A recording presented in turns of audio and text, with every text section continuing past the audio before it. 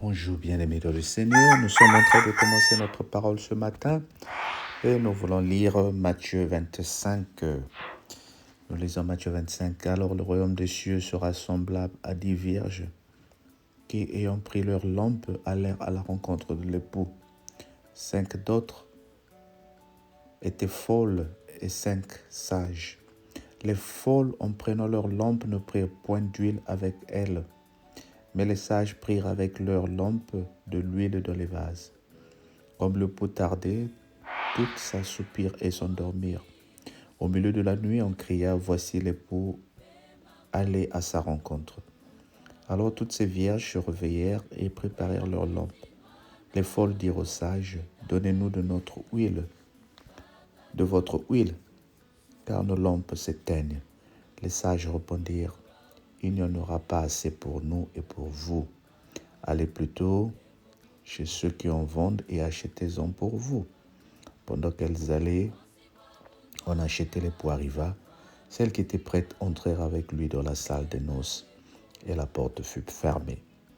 Plus tard, les autres vierges vinrent et dirent, Seigneur, Seigneur, ouvre-nous. Mais il répondit, je vous le dis en vérité, je ne vous connais pas. Veillez donc, puisque vous ne savez ni le jour ni l'heure. Amen. Nous avons lu Matthieu 25, 1 à 13. Lorsque nous lisons la Bible et lorsque nous comprenons ce que les Écritures nous disent, l'Église est l'épouse du Christ. Voilà pourquoi ici on parle de 10 vierges. On ne t'encourage pas d'être polygame, d'avoir beaucoup de femmes, comme les gens aiment, surtout les versets bibliques. Là, on parle des exemples où il y a beaucoup de femmes se disent oui, c'est comme ça, la polygamie, tout ça là. Je ne suis pas en train de prêcher contre la polygamie. Si tu penses que dans ta culture elle est normale, en tout cas c'est bien pour toi. Mais je prêche ici contre la mauvaise interprétation de la parole de Dieu. Le Seigneur est en train de dire ici, l'Église est l'épouse. Et l'Église, c'est nous, les membres de l'Église. Les femmes comme les hommes, nous sommes l'épouse de Jésus-Christ. Et il nous donne un exemple ici. Il dit qu'il y ait de l'huile dans nos lampes. Pourquoi? Parce que lorsque le Seigneur viendra, il nous trouvera avec des lampes allumées. Cette parole est une parole prophétique que je vais exploiter sous une autre forme. L'huile, c'est la réserve que nous devons avoir dans les lampes. Nous sommes dans l'année de la productivité. Et j'espère que tu as déjà écouté ce message sous plusieurs angles. Ce matin, j'aimerais te surprendre parce que j'aimerais exploiter ce message sous une autre façon. Dieu te demande de te préparer comme il avait dit à Joseph, qu'il y a les moments de sécheresse qui arrivent dans ta vie. On t'a jamais prêché cette parole comme ça. Il y a des moments de sécheresse qui arrivent dans nos pays.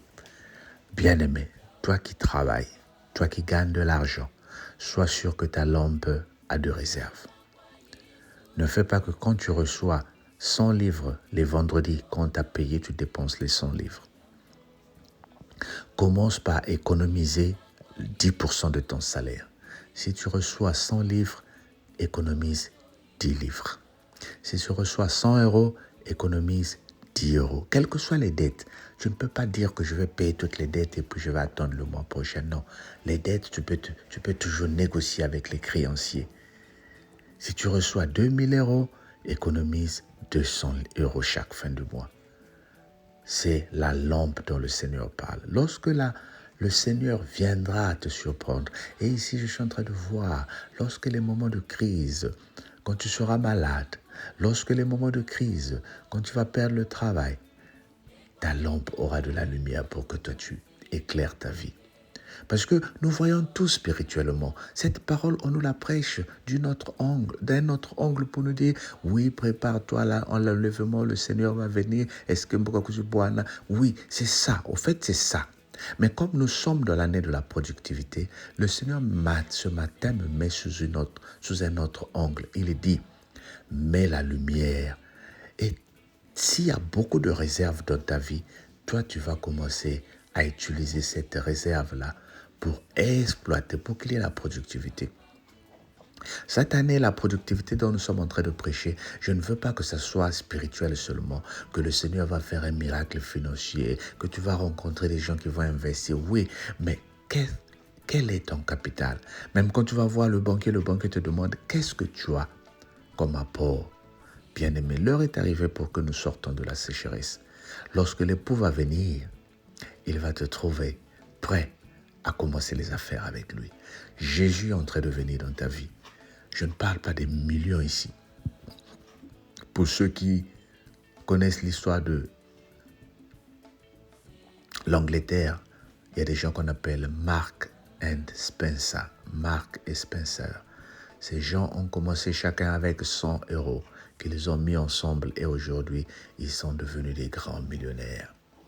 Et ils ont laissé des legacies. Ils ont laissé des héritages à leur progéniture. Bien-aimés, même avec 100 euros, tu peux commencer. Maintenant, revenons sur ce que nous aimons, la lampe. La lampe aussi, c'est la parole de Dieu que tu reçois. Garde-la, sois vivifié, sois prêt. Parce que lorsque le Seigneur viendra, il faut qu'il te trouve dans la bonne direction. Bien-aimé, la productivité, je repars encore là-bas. Parce que le Seigneur, c'est là-bas qu'il m'envoie ce matin. Je suis en train de voir le changement dans ta vie. Commence à avoir des budgets. Commence à avoir un plan pour ta vie. Ne mange pas tout ce que tu reçois. Garde un peu pour demain. Comme on dit en anglais, raining days are coming over. Garde un peu. Les temps de sécheresse sont en train de venir. Les temps où les pluies vont dévaster ton entreprise et on va dire pendant 6 mois, vous ne pouvez pas travailler. Mais toi, au moins, tu auras de l'argent quelque part et ces 6 mois, tu vas les utiliser pour faire des business. Peut-être que tu n'auras même plus envie de repartir dans ton entreprise. Je me parle à moi-même parce que moi aussi, j'en ai besoin. Que le Seigneur te bénisse pour cette parole pratique. Oh, bénis-moi aussi. Que nous soyons vivifiés. Que la grâce de Dieu soit avec toi. Amen. Père éternel, je te prie pour cette personne qui m'a écouté. Surprends-la et surprends-nous au nom de Jésus. Amen. Bonne journée, partage et abonne-toi, bien-aimé. Merci.